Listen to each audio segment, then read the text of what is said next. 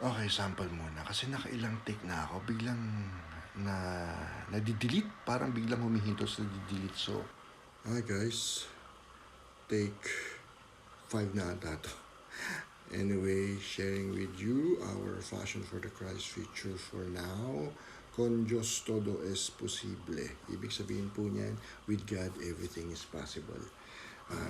We want to share with you yung point na yan because yung gospel reading for today may kinalaman sa isa sa mga manifestations no everything is possible through yung feeding program na ginawa ng Diyos. 5 loaves plus 2 fishes equals 5,000 meals. So isa yan sa mga miracles na naging posibleng mangyari. Pero ang gusto natin i-share ngayon is yung sa gospel reading for today na sinasabi nga dyan, sabi ni Jesus sa kanyang mga disciples is mag-ingat sa mga leaven ng Pharisees at ni King Herod. When you say yung mga Pharisees na yan, yung mga religious people way back no, na siya rin yung nagpa-crucify kay Jesus.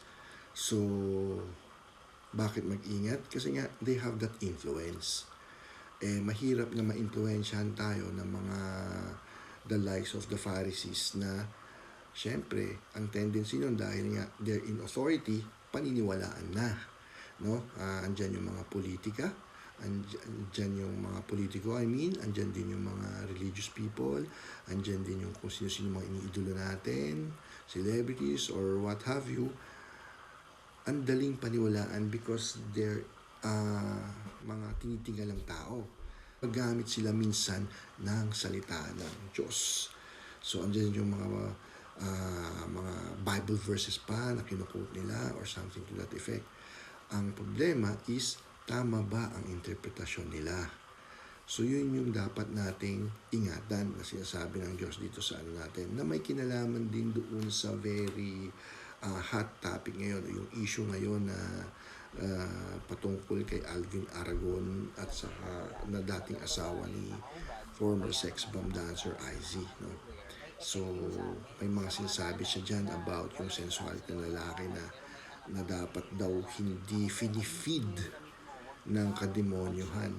Na ang nangyayari parang victim blaming pa siya na kung na-demonyo yung lalaki doon sa suot ng isang tao, kahit nakapamilya mo pa, yun ang basis niya, ang nangyayari, parang kasalanan pa nila, di ba? So, remember, ang temptation na yan, hindi gawa ng Diyos yan. Ang may gawa niyan is yung sarili mong desire na may kinalaman sa kademonyohan. So, chances are gawa ng demonyo. Remember, balikan natin yung panahon kung kailan ginawa ng Diyos ang mundo. Wala namang mali siya, hubot-hubad si Adam and Eve. Nagkaroon lang ng mali siya nung nademonyo sila. Ngayon, as far as the temptation is concerned, because God so loved us na binigyan niya tayo ng free will. Yung free will na yon para matest yan, there is the tree of knowledge of good and evil. Diba? Ngayon, may warning huwag natin kakainin yun. You're free to do whatever it is na gagawin nyo except ito. Parang gano'n, di ba? Pwede nyo kainin lahat yan. Huwag lang ito. So sa pag-ibibase natin based sa logic ni Alvin Aragon, sasabihin ba natin o sisisihin ba natin ng Diyos, ba't mo tinanim dyan? Bakit mo kami binigyan ng puno ng mansanas dyan, hindi mo naman pala papakain sa amin? Diba?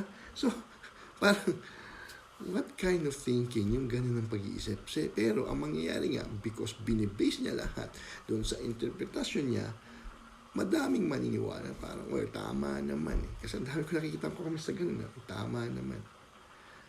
Well, may point siya, pero the way he delivers it, the way na ini-interpret niya, hindi maganda. To the point na nag-aaway ng tao at saka iba-iba nga paniwala.